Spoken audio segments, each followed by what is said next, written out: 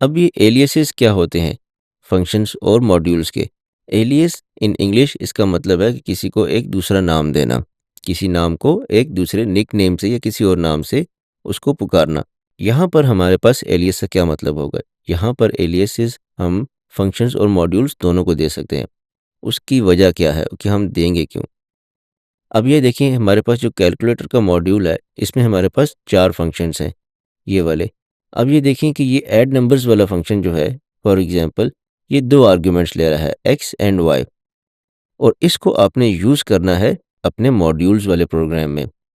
लेकिन let's suppose आपके पास अपने मॉड्यूल्स वाले प्रोग्राम में एक और फंक्शन है सेम नेम से, डिफाइन ऐड नंबर्स, और इसमें हमारे पास 3 आर्ग्यूमेंट्स हैं या 3 पैरामीटर्स हैं एक्स, वाई एंड ज़ेड। और ये करता क्या है? Return X plus Y plus Z. ये इन 3 नंबर्स को ऐड करता है।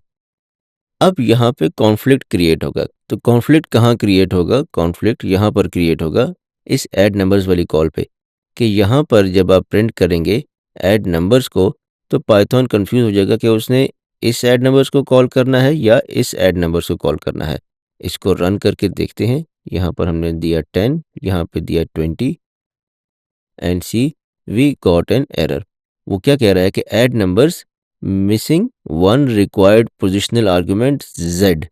अब यहाँ पर क्या हो रहा है कि इधर हमने तो अपनी तरफ से कॉल किया था ये वाला ऐड नंबर्स, और उसको हमने 2 आर्गुमेंट्स दिए थे, क्योंकि हमें पता है कि ये वाला जो फंक्शन है इट टेक्स 2 आर्गुमेंट्स, ठीक है, कैलकुलेटर में जो है। लेकिन एक्चुअली हो क्या रहा है यहाँ पर कि Python is not calling the add numbers from calculator. In fact जब आप इसके ऊपर होवर करें, ये देखें, तो यहाँ पर it is using X, Y and Z, मतलब पाइथन ने ये वाला फंक्शन कॉल कर दिया। और जब ये वाला कॉल होगा तो इसके पास तो 3 आर्ग्यूमेंट्स ही नहीं है, 2 आर्ग्यूमेंट्स हैं। तो इस केस में हम क्या करते हैं कि हम एक एलियास दे देते हैं उस फंक्शन को, या एक निकनेम दे देते हैं उस फंक्शन को। तो लेट्स सपोज यहाँ से हम अगर कैलकुलेटर से इंपोर्ट कर रहे हैं ऐड नंबर्स, तो यहाँ पर हम इसको एलियास देना चाहें तो उसको हम लिखेंगे from calculator import add numbers as का कीवर्ड यूज़ करेंगे, और यहाँ पर अपनी मर्ज़ी से उसको हम कोई एक निकनेम या एलियास दे देंगे। लेट्स सपोज हम कहते हैं सिर्फ ऐड। अब जब हम लाइन नंबर 11 पर इस ऐड नंबर्स को कॉल करना चाहेंगे, तो हम बजाय ऐड नंबर्स के हम उसका एलियास लिख देंगे, दिस वन, प्रिंट ऐड। अब देखिए जब आप ऐड पे होवर करेंगे तो आपको बता रहा है कि इसके 2 आर्गुमेंट्स हैं एक्स एंड वाई। तो मतलब कि ये कैलकुलेटर वाले मॉड्यूल का ऐड नंबर्स वाला फंक्शन यूज़ होगा। अपने प्रोग्राम को अगर हम दोबारा रन करेंगे 10 एंड 20, तो अब हमारे पास कोई एरर नहीं आना चाहिए बल्कि 30 आना चाहिए। सी हमारे पास अब आ गया 30। तो इसी तरह जिस तरह हमने अपने इस फंक्शन को ऐड नंबर्स वाले फंक्शन को हमने एलियास दिया है ऐड का, हम अपने कैलकुलेटर वाले मॉड्यूल को भी एलियास दे सकते हैं। तो लेट्स सपोज हम अपने पुराने वाले पे जाते हैं, और यहाँ पर हम ऐड नंबर्स की बजाय हम अपने कैलकुलेटर के पूरे मॉड्यूल को इंपोर्ट करते हैं।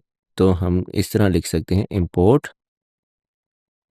कैलकुलेटर एज सी, और फिर जब हमने इसके किसी फंक्शन को कॉल करना होगा तो हम यहाँ पर करेंगे सी डॉट। पहले हमने क्या किया था? Calculator dot. लेकिन चूंकि अब हमने उसको एक एलियस दे दिया, एक निकनेम दे दिया सी का, तो हम अब यहाँ पर उस एलियस को यूज़ करेंगे।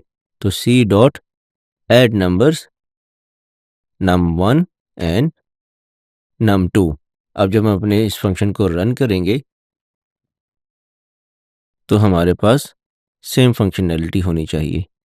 यहाँ पर हमने प्रिंट करना भूल गए, तो हम इसको प्रिंट भी कर लेते हैं।